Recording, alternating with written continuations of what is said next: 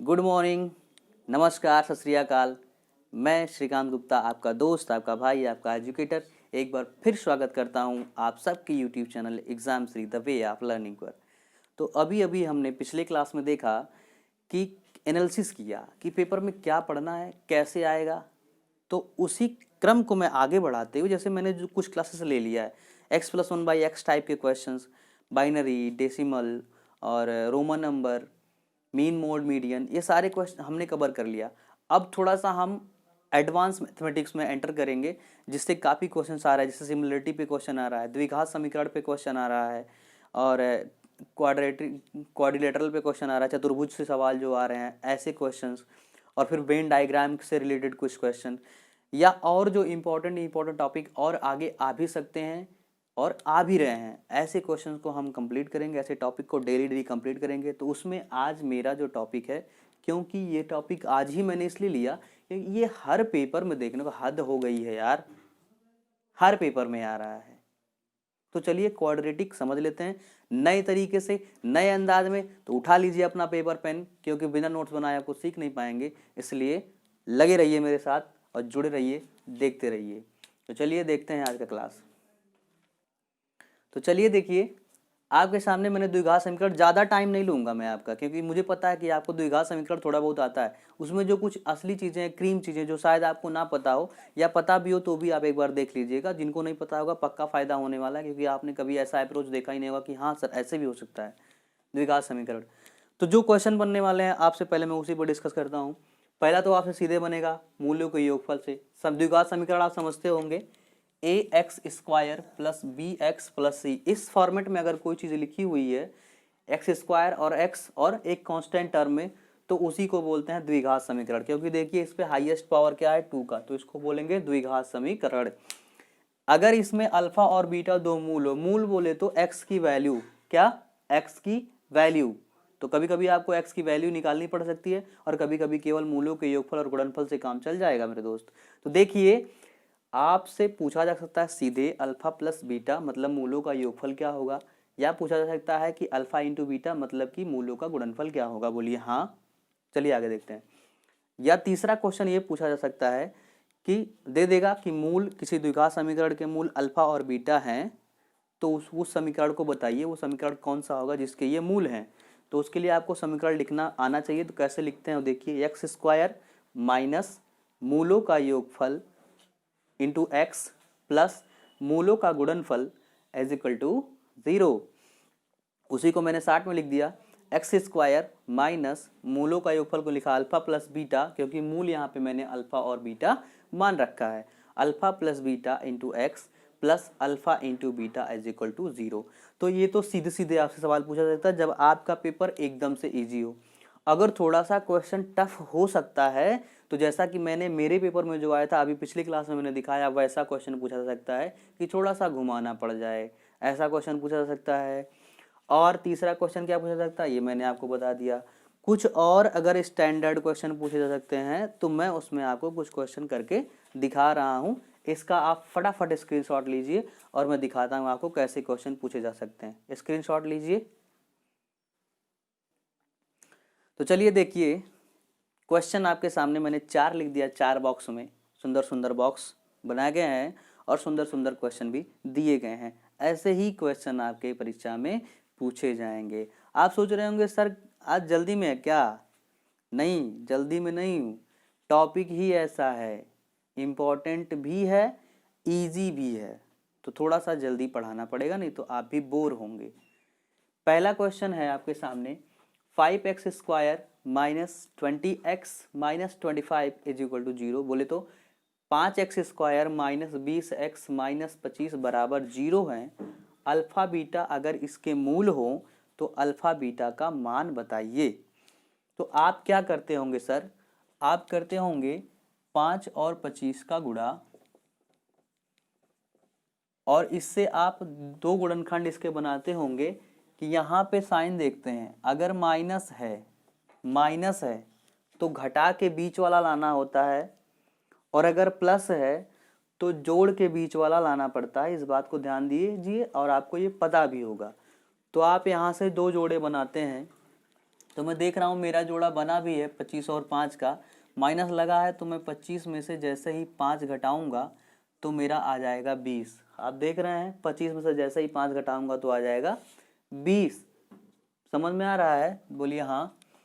तो 5x² आप लिखते हैं और माइनस ऐसे यहाँ लिखते हैं 25 माइनस 5 इंटू एक्स माइनस 25 बराबर 0। फिर आप करते हैं कि 5x² minus 25x plus 5x minus 25 बराबर 0, ये करते हैं।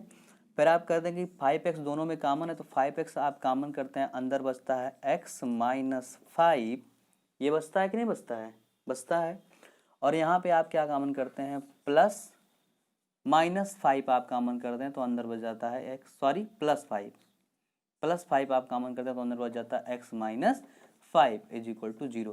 तो आप यहाँ से कहते हैं x माइनस 5 एक ब्रैकेट में और x प्लस 5x प्लस 5 एक ब्रैकेट में इज इक्वल टू 0। तो कहते हैं x का मान एक बार आ गया 5 और एक बार आ गया -1। यही बोलते हैं कि नहीं बोलते हैं? बोलते हैं, कहेंगे सर हाँ बोलते हैं। तो अगर जब आप यही बोलते हैं, इतना बड़ा प्रोसेस अगर कर देंगे अल्फा और बीटा निकालने के लिए, तो बाकी क्वेश्चन कब हल करेंगे? तो आप पहले इसका स्क्रीनशॉट ले लीजिए, फिर मैं दूसरा तरीका इसका बता रहा हूँ। ले लिए स्क्रीनशॉट? तो चलिए दूसरा इसी पे लगे हाथ देख लेते हैं तुरंत। यहीं पे जो मैंने आपको करवा दिया ये गुणनखंड, तो आपने देखा 25 और 5 बन रहे थे, मैंने इसके नीचे सीधे लिखा -25 प्लस 5, 20 के लिए सीधे लिख दिया यही -25 और 5। बोलिए हाँ, लिखा। अब मुझे जब x की वैल्यू पता करनी है तो सबसे पहले मैं इनका साइन बदल दूंगा। क्या करूंगा? साइन बदल दूंगा, जहां माइनस है वहां पे प्लस लिख दूंगा। पहले मैंने 20 की जगह पे लिखा -25 प्लस 5, 20 हो गया। आंसर सीधे लिखने के लिए मैंने क्या किया, इनका साइन बदल दिया। -25 था तो किया +25 और +5 था तो मैंने किया -5। इतना काम किया दूसरे स्टेप में। तीसरे स्टेप में मुझे क्या करना है, x² के कोफिशिएंट से इनको भाग दे देना है, x² के गुणांक से भाग दे देना है। ध्यान से सुनिएगा। तो x² का गुणांक यहाँ 5 है, तो 5 से मैंने सीधे भाग देना है, तो ये हो जाएगा 5 और ये हो जाएगा -1। तो यही आ गया आपका अल्फा और बीटा। अरे आप कहेंगे सर अरे इतनी आसानी से? हाँ भाई, इतनी ही आसानी से आता है। फर्जीवाड़ा करने का कोई मतलब नहीं है पेपर में। टाइम कहाँ है फर्जीवाड़ा करने का? दूसरा क्वेश्चन कर लेना। मैंने अपना पेपर 50 मिनट में कर लिया था, बाकी टाइम मिला तो घूम घूम के किया, और अगर नहीं मिलता तो क्या करते? तो फिर बैठे रहते सब मुंह लटका के। आप ना बैठना, इस तरीके से करना, मजा आने वाला है। देखिए अभी अभी मैंने निकाला भी था, 5 और -1 आया था, तो आ गया सीधे वैल्यू। तो चलिए एक बार रिवाइंड करके थोड़ा सा देख लीजिएगा, 1 मिनट, पता चल जाएगा मैंने क्या बोला है, कौन सा स्टेप बोला है। आगे देखिए, अगला क्वेश्चन है x² minus x plus 7 is equal to 0 के मूल अगर अल्फा और बीटा हो तो α² प्लस β² का मान बताइए। तो जब भी आपको ऐसा क्वेश्चन मिलेगा α² प्लस β² या समथिंग समथिंग, तो आपको सबसे पहले अल्फा प्लस बीटा और अल्फा माइनस बीटा आना चाहिए। तो हमने क्या किया, अल्फा प्लस बीटा जब मैं यहाँ से निकालूंगा तो मेरा हो जाएगा -b/, ये मैंने बोला था, तो -b -1, तो माइनस माइनस प्लस 1 बाई ए के जगह पे 1 है तो 1/1, मतलब कुछ नहीं, मतलब alpha plus beta is equal to 1 आ गया। Alpha into beta is equal to c/a, तो c के जगह पे 7 है तो हो गया 7। तो मुझे मिल गया alpha plus beta, alpha into beta. आप जानते हैं अल्फा प्लस बीटा का अगर मैं होल स्क्वायर करूं तो मेरे में आता है α² plus β² -2 alpha beta plus 2 alpha beta, plus है तो प्लस 2 अल्फा बीटा। अब मैं अगर कहूँ भाई कि मुझे केवल चाहिए α² प्लस β², तो मैं इस 2 अल्फा बीटा को प्लस में इधर लाऊंगा तो -2 अल्फा बीटा हो जाएगा कि नहीं हो जाएगा? बोलेंगे सर यस हो जाएगा, एकदम से हो जाएगा, कोई उसमें दो राय नहीं है। और जैसे ही मैंने ये फर्जीवाड़ा किया तो मैंने देखा कि alpha plus beta is equal to 1 है तो यहाँ पे लिख दिया 1, alpha into beta is equal to 7 है तो 7 दूना 14 -14 लिख दिया मेरे दोस्त। और 14 में से जैसे ही 1 घटाऊंगा तो क्या आ जाएगा हमारा? -13 आ जाएगा। तो -13 हमारा हो गया आंसर। बोलेंगे यस, मजा आया सर, बहुत मजा आया, मजा आने वाला है आपको। अगला क्वेश्चन देखिए, यही क्वेश्चन सेम टू सेम मैंने पिछले वीडियो में कराया, मेरे पेपर में आया था, ये भी मैं आपको अपने सीट का क्वेश्चन दे रहा हूँ जो मेरे पास मेटल पड़ा है उसमें से, ऐसा ही क्वेश्चन, थोड़ा सा चेंज है, चीज़ें कॉन्सेप्ट वही था। X square plus p x plus 8 is equal to 0 के मूल अल्फा बीटा हैं, तो alpha minus beta is equal to 2 अगर है तो पी का मान बताइए। वहाँ मेरे में क्या पूछा था, याद करिए, एम पूछा था। क्या पूछा था, एम पूछा था। तो फिर मैंने भी वहाँ पे अल्फा प्लस बीटा निकाला था, यहाँ पे भी मुझे अल्फा प्लस बीटा निकालना पड़ेगा। क्या निकालना पड़ेगा, तो alpha plus beta is equal to यहाँ पे क्या दे रखा है मेरे पास, माइनस पी दे रखा है, और अल्फा इंटू बीटा क्या दे रखा है, 8। अल्फा इंटू बीटा क्या दे रखा है, 8। आप चाहें तो इसको ना भी निकालिए, अभी आ ही जाएगा, अभी ये आ जाना है, ठीक है।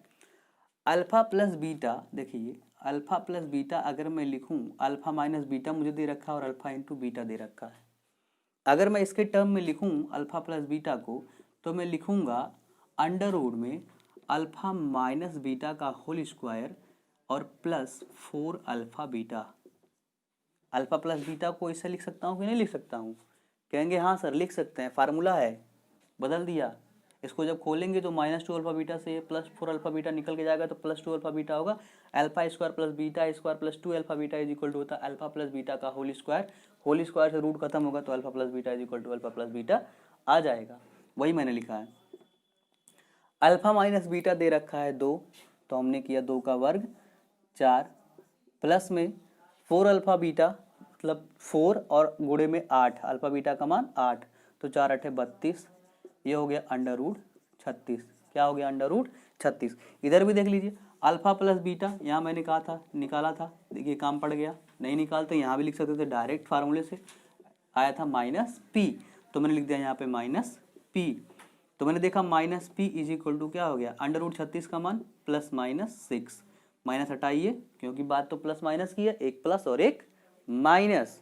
उम्मीद करता हूँ आपको अच्छे से समझ में आ रहा होगा। अगला ही क्वेश्चन इधर देख लीजिए, मैंने बोला था आपसे दे देगा सीधे मूल और पूछ लेगा किस समीकरण का ये मूल है। 4 ऑप्शन आपके सामने दिया रहेगा, alpha plus beta is equal to -2, alpha into beta is equal to -4, तो समीकरण क्या होगा। तो मैंने अभी आपको बताया था x square minus alpha plus beta into x plus alpha into beta is equal to 0, यही फार्मूला होता है। अब तक याद भी कर लिए होंगे, अगर भूल भाल गए होंगे तो x square minus alpha plus beta के जगह पे -2 है तो -2 लिखा, into x plus alpha into beta के जगह पे -4 लिखा इज इक्वल टू 0। इसको खोल दिया तो हो गया एक्स स्क्वायर प्लस में 2x प्लस में 2x और माइनस में 4 इज इक्वल टू 0, यही हो गया आपका इक्वेशन। तो यहाँ तक बातें आपको समझ में आई, बिल्कुल आई। जरा इस कॉन्सेप्ट को एक बार फिर से देखिएगा जो मैं यहाँ पे लिखा हूँ। मैंने कहा है कि जो आप काम करते हैं गुणनखंड करने वाला, वहाँ तक आपको करना है। 5 गुणे 25 किया तो देखा यहाँ पे 25 और 5 का जोड़ा बन रहा था, 25 में से 5 कर रहा था तो मेरा 20 आ जा रहा था। उसी चीज़ को मैंने यहाँ पे सीधे सेट किया, 20 की जगह पे -20 लाने के लिए मैंने लिखा था -25 + 5, ये चीज़ यहाँ पे सेट किया जो आप करते हैं डेली में हमेशा रेगुलर बेसिस पे। फिर मैंने कहा आंसर लिखने के लिए आपको फर्स्ट स्टेप जो करना है वो ये करना है कि चिन्ह इसका बदल देना है। -25 है तो +25 लिखना है, कॉमा लगाना है, +5 है तो -5 लिखना है, ऐसे लिख देना है। फिर मैंने कहा सेकेंड स्टेप में एक्स स्क्वायर के कोफिशिएंट से भाग देना है, एक्स स्क्वायर के कोफिशिएंट से भाग देना है। तो एक्स स्क्वायर का कोफिशिएंट क्या है 5, 5 से भाग दिया तो क्या आ जाएगा ये 5, और ये क्या आ जाएगा -1। बस इतनी सी बात मैंने बताई थी, तो उम्मीद करते हैं आपको समझ में आया होगा। अब इस पे मैं एक क्वेश्चन और सिंगल क्वेश्चन कराऊंगा, पूरा द्विघात समीकरण खत्म, 1 नंबर पक्का है। पहले स्क्रीनशॉट ले लो। अगला क्वेश्चन आपके सामने है, लास्ट क्वेश्चन है इस वीडियो का। 5x² - 20x - 25 is equal to 0, तो alpha cube plus beta cube का मान बताइए। तो आपने अल्फा प्लस बीटा के होल क्यूब का फार्मूला पढ़ा है कि नहीं, बोलिए थोड़ा सा, बोल लिए, मैं लिख भी देता हूँ। क्योंकि क्यूब आ गया तो मुझे क्यूब वाला फार्मूला चाहिए, स्क्वायर आया था तो मुझे स्क्वायर वाला फार्मूला चाहिए था। तो मैंने लिखा अल्फा प्लस बीटा का whole cube is equal to alpha cube plus beta cube plus 3 alpha beta bracket में अल्फा प्लस बीटा। क्लियर? मुझे केवल चाहिए alpha cube plus beta cube, तो इन भाई साहब को मैंने इधर कर दिया, तो ये हो गया -3 अल्फा बीटा ब्रैकेट में अल्फा प्लस बीटा। बात समझ में आई? बोलिए हाँ। अब देखिए मुझे क्या क्या चाहिए, अल्फा बीटा चाहिए मतलब मूलों का योगफल चाहिए, अल्फा इंटू बीटा चाहिए मतलब मूलों का गुणनफल चाहिए। बस यहीं तक चीज़ें सिमट के रह गई हैं, या तो अल्फा प्लस बीटा या फिर अल्फा माइनस बीटा या फिर अल्फा इंटू बीटा। निकालना आपको सब आता है, अलजेब्रा में इतना तो आपने पढ़ रखा होगा, और नहीं पढ़ रखा है तो मेरी क्लासेस को देखते रहिएगा, मैं पढ़ा दूंगा आपको। तो मुझे अल्फा प्लस बीटा निकालना है। मैंने आपको फार्मूला बताया था, अल्फा प्लस बीटा का फार्मूला होता है -b/a। तो देखिए -b/a जब मैं यहाँ रखूँगा तो माइनस और माइनस के b की जगह पे है -20, बाई a की जगह पे है 5, ठीक है। तो आपने यहाँ से निकाला, माइनस से ये गया, 5 चौका 20, तो हो गया 4। अल्फा प्लस बीटा क्या आ गया? 4।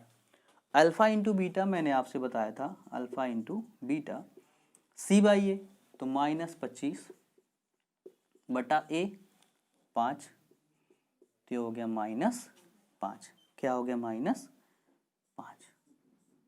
कहेंगे सर वाह, -5 आ गया। अल्फा इंटू बीटा -5 और अल्फा प्लस बीटा इंटू 4, तो मान सीधे रखिए, आंसर लीजिए अपना।